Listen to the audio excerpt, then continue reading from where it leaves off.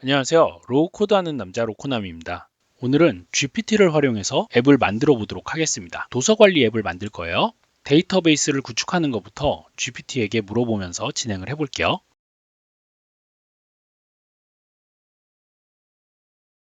이렇게 지시를 했어요. 그러면 GPT가 칼럼 구성에 대해서 이렇게 설명을 해주고요. 예시 데이터도 넣어줄 거예요.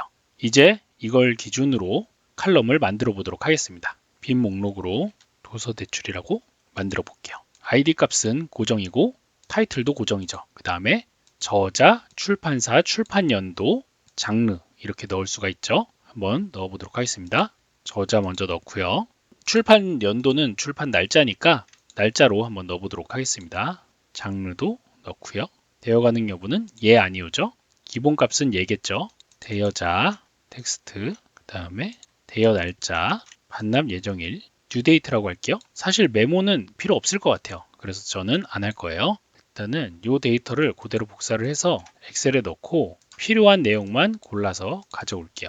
메모 아까 필요 없었고 여기서부터 여기까지 복사를 해서 쉐어포인트 리스트에 붙여 넣을게요. 그리드 뷰로 편집 누르고요. 새 항목 추가해 복사해서 붙여 넣으면 안 들어오죠. 데이터가 지금 오류가 좀 있는 것 같은데 밑에 것도 복사하고 총균세 밑으로 또 복사하고 이제 마지막 복사를 하시면 되죠. 그리드 뷰 종료하고요. 그리드 뷰가 이게 제대로 복사가 될 때가 있고 안 될 때가 있으니까 참조하시면 될 것 같아요. 이렇게 해서 데이터를 저장을 했어요. 쉐어포인트에 기본적으로 데이터를 연결을 해야겠죠. 쉐어포인트에 해당 데이터를 연결을 합니다. 그 다음에 반납이 가능한 도서를 봐야 되니까 갤러리를 일단 추가를 해야겠죠. 레이아웃에 빈 세로 갤러리를 클릭을 할게요. 그 다음에 GPT한테 또 물어보도록 하겠습니다.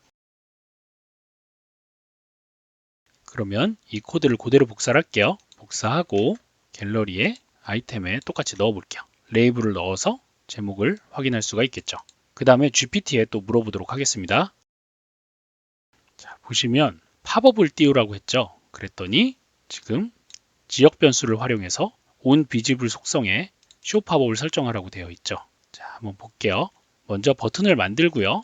갤러리 버튼을 삽입을 하고 온 셀렉트 속성에 업데이트 컨텍스트 쇼 팝업을 true로 바꿔줄게요. 그렇죠? 여기 이제 대출 신청이라고 쓸게요. 그러면 이제 true 값을 넣게 돼 있죠. 그 다음에 취소 버튼도 이렇게 만들라고 돼 있어요. 대출 신청을 누르면 이제 특정 팝업이 떠야겠죠. 컨테이너 넣으라고 했으니까 컨테이너를 한번 넣어볼게요. 컨테이너를 넣고 여기에 이제 레이블 하나 추가해 볼게요.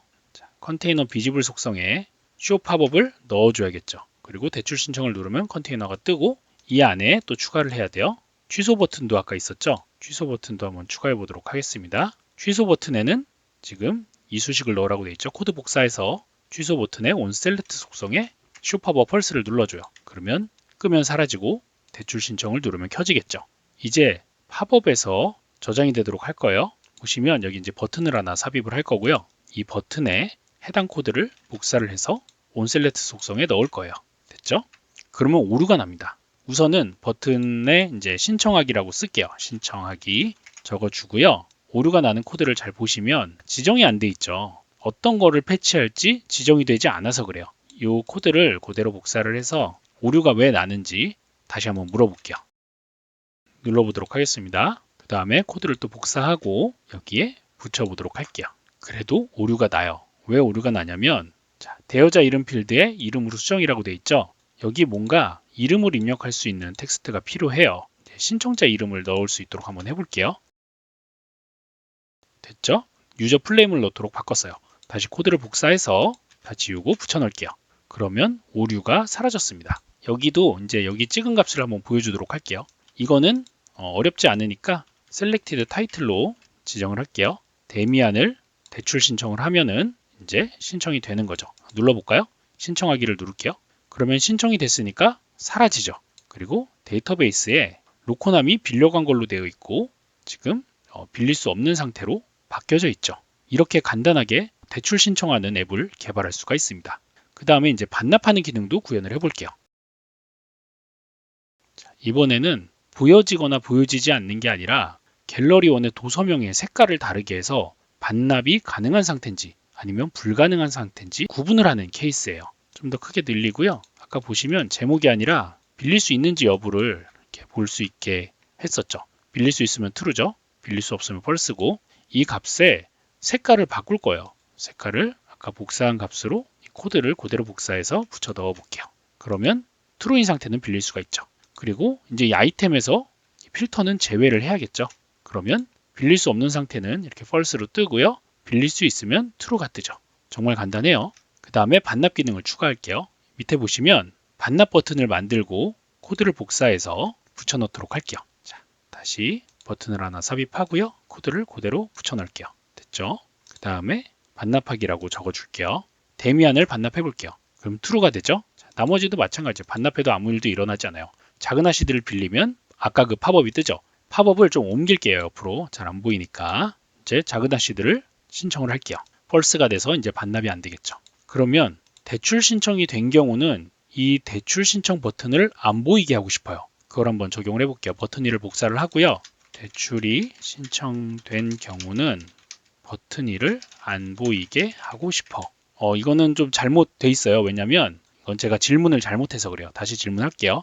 갤러리 안에 각 버튼 1을 만들고 해당 버튼이 중인 경우 안 보이게 하고 싶어. 자, 이제 이 값을 그대로 복사를 해서 대출 신청 비지블에 적용을 하시면 됩니다. 됐죠? 그러면 예약이 된 거는 대출 신청 버튼이 보이질 않아요. 데미안도 예약해 볼까요? 신청하기. 그럼 보이지 않으니까 신청을 못 하겠죠.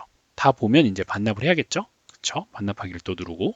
근데 여기서 우리가 보여주고 싶은 게 있죠? 대출일과 반납일을 뺐죠? 이거는 한번 넣어 보도록 할게요.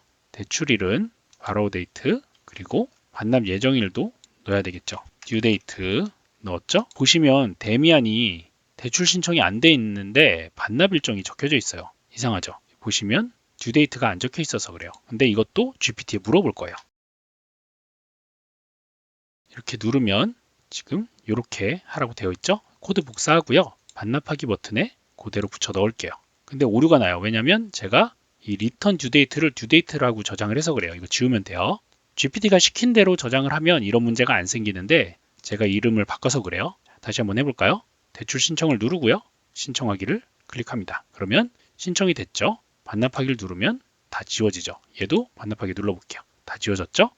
우리가 여기서 반납 일자를 입력을 하고 싶어요. 반납 일자를 어떻게 할 거냐면 오늘 날짜에서 2주로 지정을 할 거예요. 그 기능을 구현해 볼게요. GPT한테 또 물어보겠습니다.